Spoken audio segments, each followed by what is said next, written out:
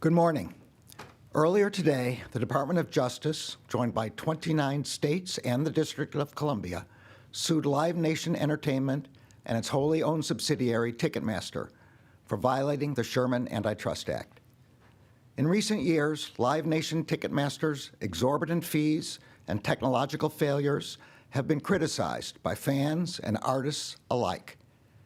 But we are not here today because Live Nation Ticketmaster's conduct is inconvenient or frustrating. We are here because, as we allege, that conduct is anti-competitive and illegal. Our complaint makes clear what happens when a monopolist dedicates its resources to entrenching its monopoly power and insulating itself from competition rather than investing in better products and services. We allege that Live Nation has illegally monopolized markets across the live concert industry in the United States for far too long. It is time to break it up. Live Nation Ticketmaster has made itself ubiquitous in the live entertainment industry. It controls at least 80% of primary ticketing at major concert venues. It directly manages more than 400 artists and controls more than 60% of concert promotions across the country. And it owns or controls more than 60% of large amphitheaters in the United States. We allege that to sustain this dominance, Live Nation relies on unlawful, anti-competitive conduct to exercise its monopolistic control over the live events industry in the United States and over the fans, artists, independent promoters, and venues that power the industry. The result is that fans pay more in fees, artists have fewer opportunities to play concerts, smaller promoters get squeezed out, and venues have fewer real choices for ticketing services. As detailed in our complaint, Live Nation Ticketmaster locks out competition in ticketing through the use of long-term, exclusive ticketing contracts with venues that can last over a decade, as well as by acquiring venues themselves. With exclusive agreements that cover more than 70% of concert ticket sales at major concert venues across the country, Ticketmaster can impose a seemingly endless list of fees on fans. Those include ticketing fees, service fees, convenience fees, platinum fees, price master fees, per order fees, handling fees, and payment processing fees, among others. For fans in the United States, this illegal conduct means higher prices. In other countries, where venues are not bound by Ticketmaster's exclusive ticketing contracts, venues often use multiple ticketing companies for the same event, and fans see lower fees and more innovative ticketing products as a result. We also allege that Live Nation Ticketmaster uses these long-term ticketing agreements with venues and its control over those venues to unlawfully pressure artists into agreeing to use its promotion services. In fact, Live Nation often sacrifices profits it could earn as a venue owner by letting its venues sit empty rather than opening them to artists who do not use Live Nation promotion services, even during peak concert season. Live Nation has not only deployed anti-competitive tactics to coerce artists and venues into using its services and to charge fans excessive fees, it has also worked strategically and illegally to eliminate the threat of potential rivals from emerging across any of its businesses. As detailed in our complaint, Live Nation suffocates its competition using a variety of tactics, from acquisitions of smaller regional promoters and venues, to threats and retaliation, to agreements with rivals designed to neutralize them. This has included acquiring or co-opting key independent promoters, even when the economics of a particular deal did not make sense for Live Nation's promotions business. For example, as recounted in our complaint, Live Nation acquired a controlling stake in AC Entertainment, an independent promoter in Tennessee. Live Nation's chief strategy officer assured executives that even though, quote, The numbers are not super exciting, and this feels like more of a defensive move. The acquisition helped, quote, grow our moat in the Nashville market. When faced with another potential competitor to its promotions business, Live Nation took action to ensure that the competitor would not threaten its dominance in the live music industry. Live Nation initially categorized that competitor, the venue operator, Oak View Group, as one of its, quote, biggest competitor threats. Over time, however, Oak View and Live Nation morphed from competitors into partners. As detailed in our complaint, Live Nation executives repeatedly scolded Oak View for trying to compete. In one instance, in 2016, Live Nation's CEO warned Oak View that competition would only lead to artists demanding more compensation.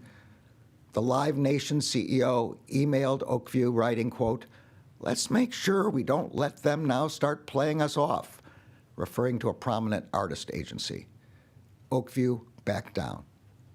In a similar instance in 2022, Live Nation's CEO scolded Oak View's CEO, quote, who would be so stupid to do this and play into the artist agent's arms, close quote. Oak View again backed down. Quote, we have never promoted without you, won't, said its CEO, and later added, quote, I never want to be competitors, close quote.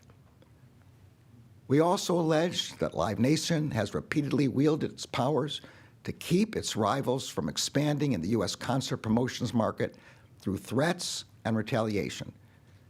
In 2021, Live Nation threatened to retaliate against private equity firm Silver Lake unless one of the latter's portfolio companies, TEG, stopped competing with Live Nation for artist promotion contracts in the United States.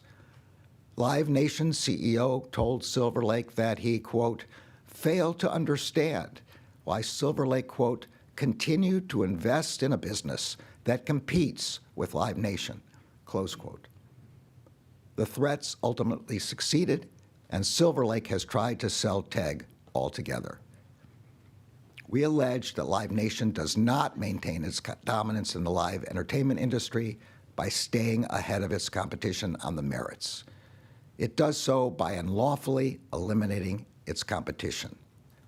We allege that Live Nation controls the live entertainment industry in the United States because it is breaking the law. I am grateful to the Justice Department's Antitrust Division for their excellent work on this case. The live entertainment industry is complex and well-sourced. Taking on this case has required persistence and diligence by the antitrust lawyers who are behind me today and by their team. I am proud to work with them. People always remember the first time that they were transformed by live music. I still remember, as a senior in college, going to a Bonnie Raitt concert and seeing a then up-and-coming musician named Bruce Springsteen play as a warm-up act. We all knew that we had just seen the future of rock and roll. The Justice Department filed this lawsuit on behalf of fans who should be able to go to concerts without a monopoly standing in their way. We have filed this lawsuit on behalf of artists who should be able to plan their tours around their fans and not be dictated by an unlawful monopolist. We have filed this lawsuit on behalf of the independent promoters and venues which should be able to compete on a level playing field. And we have filed this lawsuit on behalf of the American people. It is time for fans and artists to stop paying the price for Live Nation's monopoly. It is time to restore competition and innovation in the entertainment industry. It is time to break up Live Nation Ticketmaster. The American people are ready for it. Thank you. I'll now turn this over to the Deputy Attorney General. Good morning, everyone, and thank you, Mr. Attorney General. Today's announcement reflects the latest efforts by the Department of Justice to combat corporate misconduct. Since day one of this administration, we have prioritized holding the most serious corporate wrongdoers accountable, from bribe payers to money launderers to price fixers. Our fight against corporate wrongdoing includes an intense focus on anti-competitive conduct, which disadvantages consumers, workers, and businesses of all kinds. As the Attorney General detailed, today's announcement alleges that Live Nation and its subsidiary Ticketmaster have engaged in anti-competitive conduct to cement their dominance of the live concert market. It lays out how Live Nation Ticketmaster acts as the gatekeeper for an entire industry, reaching its proverbial hands into every stage of the concert life cycle, from who promotes the shows to where they happen to how they are ticketed. And with its exclusionary conduct, Live Nation effectively reaches into the pockets of concert goers by driving up fees. Over the years, Live Nation has intentionally blocked others out of the market, limiting where shows can take place, who can sell tickets, and who benefits from them. As alleged in the complaint, they've employed a range of tactics to keep competitors out of the market. Long-term exclusive ticketing contracts, serial acquisitions of regional competitors, and threatening to retaliate against venues. Today's lawsuit by the Justice Department's Antitrust Division is an enormous step forward in preventing one company from dictating the ebbs and flows of an entire industry. It's a step forward to give more venues, promoters, and ticket sellers a chance to compete for the biggest shows. And it's a step forward in making this era of live music more accessible for the fans, the artists, and the industry that supports them. Because when families want to attend a concert, the add-on fees they need to pay shouldn't break the bank. When an independent venue wants to host the next big show, they should have the opportunity to compete. And when a regional promoter wants to publicize an artist, they shouldn't have to fear retaliation. Put simply, one company should not have the power to determine who gets to participate in a marketplace. I want to thank the women and men of the Antitrust Division for their work and Assistant Attorney General Cantor for his leadership to protect consumers, performers, and small businesses. Today and always, their work forms part of the foundation of the Department's corporate enforcement mission to promote fairness, to drive deterrence, and to advance the rule of law. Thank you. And with that, I'll turn it over to Assistant Attorney General Cantor.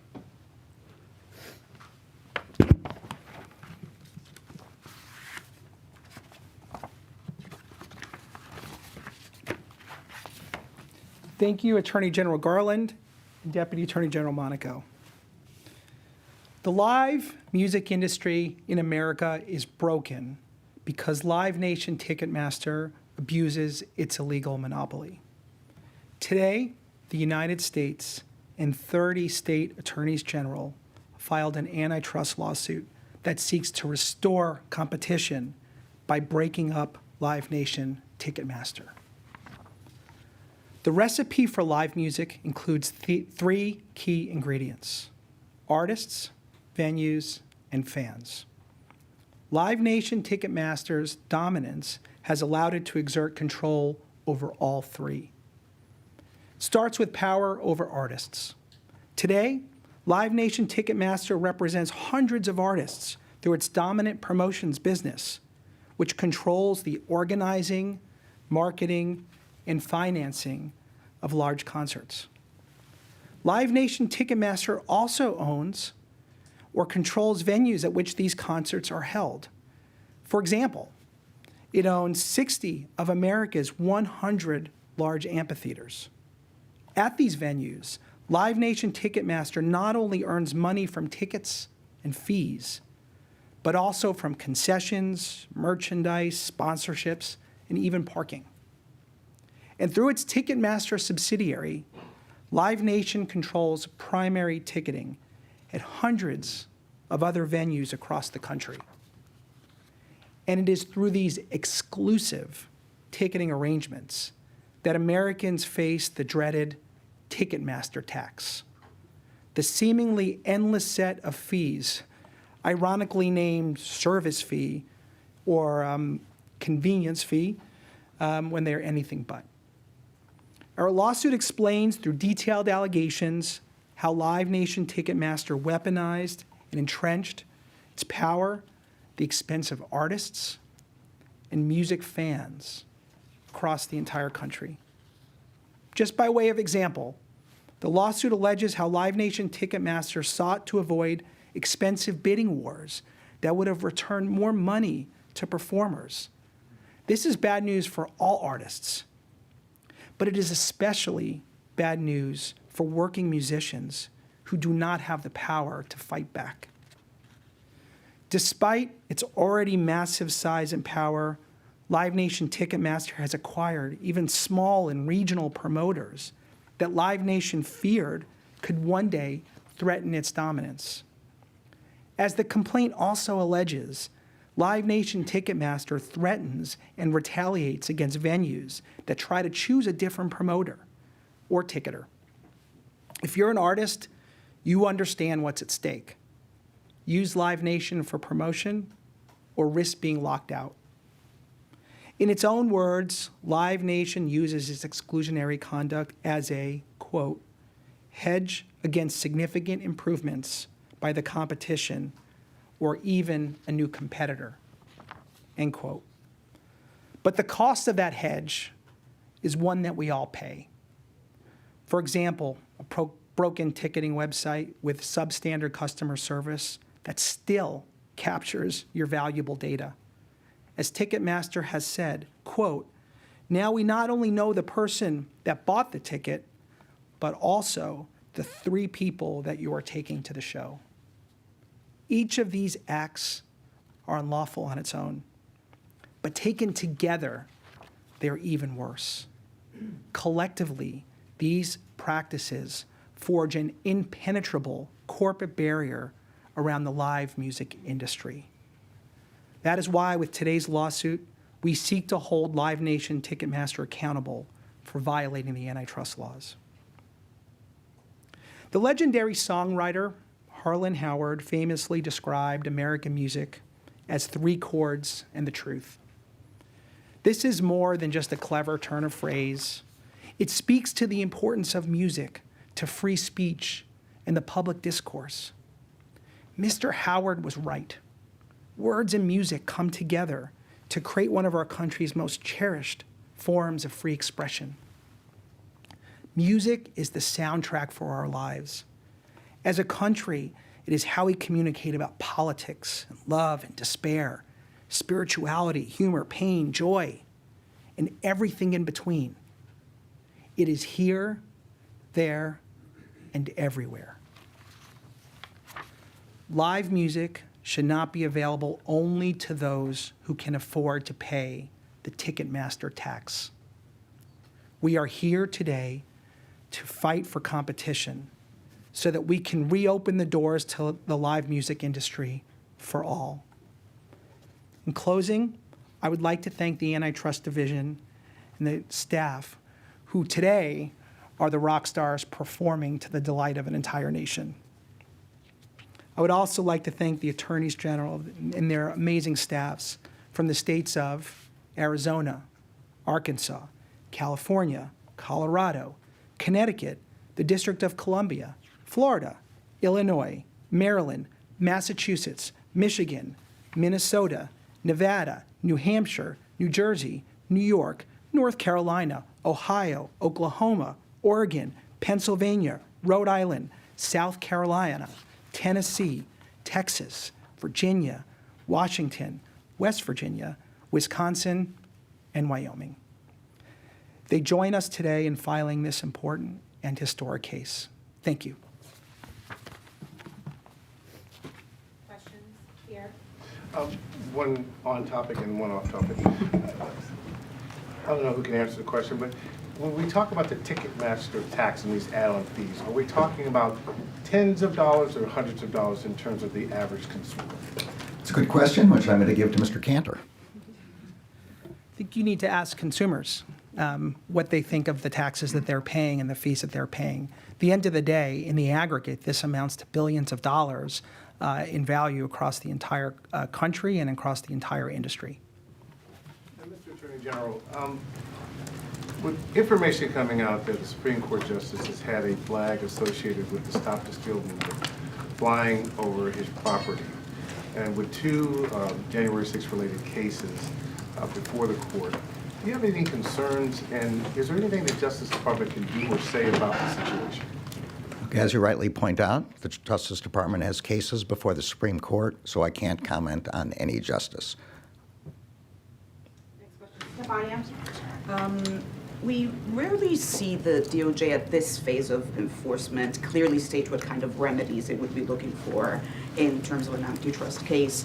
In this case, however, it's very clear that the DOJ is seeking to break up Ticketmaster, Live Nation. Why did you decide to make this so clear at this moment in time, and what kind of remedy or potential breakup would satisfy basically the thinking of the DOJ in this case? Well, I'm going to leave the fuller answer to the Assistant Attorney General, but as the complaint describes, Ticketmaster is an important element in the gears. I think they describe it as the flywheel of the operation, and it's necessary to separate Ticketmaster from Live Nation to limit the overall dominance of the industry and all the effects on consumers, fans, promoters, artists that we talked about. But I'm going to let Jonathan say more. Some monopolies are just so entrenched, and some problems so difficult to address that they require decisive and effective solutions. We request a remedy that has been used in antitrust law going back over 100 years, which is structural relief. Next question. Glenn? I have two questions for the Attorney General, neither of them on topic. I'm surprised. Most of us got a solicitation email this morning from the former President of the United States saying that the Justice Department had authorization to kill him during the Mar-a-Lago raid. First, can you give us some clarification on that particular point that he's making, and whether or not deadly force is authorized in other interventions, including the search of Mr. Biden's residence and office? And the second question is, Can I do one Yeah. at a time? Okay. On that one, that allegation is false, and it is extremely dangerous. The document that is being referred to in the allegation is the Justice Department's standard policy limiting the use of force. As the FBI advises, it is part of the standard operations plan for searches, and in fact, it was even used in the consensual search of President Biden's home. The second question is, obviously, the House appears poised to move ahead with the contempt resolution on you. I just wonder if you have any comments on it, or if you could tell us whether or not you watched the House Oversight Committee meeting the other night. I caught part of that hearing on Saturday Night Live. But seriously, I am very disappointed. The Justice Department, as I've explained before, has gone to extraordinary lengths to accommodate the legitimate interests of the committees. I have released the full and unredacted report of Mr. Herr. We permitted Mr. Herr to testify for over 5 hours on everything that happened in connection with this investigation, and we provided the transcripts of the interviews in which the committee is interested. But on the other side, the President of the United States has asserted executive privilege in order to protect the Justice Department's ability in future investigations to get cooperation in high-profile cases, particularly involving the White House. My job is to protect the Justice Department's ability to conduct those investigations. My job is to protect the rule of law, and that's what I'm doing. Last question. Caitlin? General Garland, I have two questions. The first was the Justice Department approval of the Live Nation and Ticketmaster merger back in 2010 a mistake? And then a different topic. I'll do one at a time. Okay. Unless they're both No, I have on topic, in which I'm going to punt them to Mr. Cantor anyway. Is the other one also on topic or off topic? It's a different topic. Okay, so on that one, I think our complaint adequately describes the reason why that did not resolve the matter as far as we are concerned, but I'm going to let Mr. Cantor say a little bit more, and then I'll come back for you. The previous action involved one transaction. The current action involves a systemic and systematic pattern of anti-competitive conduct that addresses nearly every aspect of the live music supply chain. The previous action involved the Clayton Act, specifically Section 7 of the Clayton Act. The current action involves the Sherman Act, monopolization under Sections 1 and Section 2 of the Sherman Act. And then, General Garland, the Justice Department has said that in court multiple times that voters deserve a quick resolution to the cases against Donald Trump. If that does not happen and there is not a resolution or any trial before the election, would that be a failure of justice? The Justice Department's position is to seek a speedy trial. That matter is now in the hands of the courts. I'm not going to speculate any further.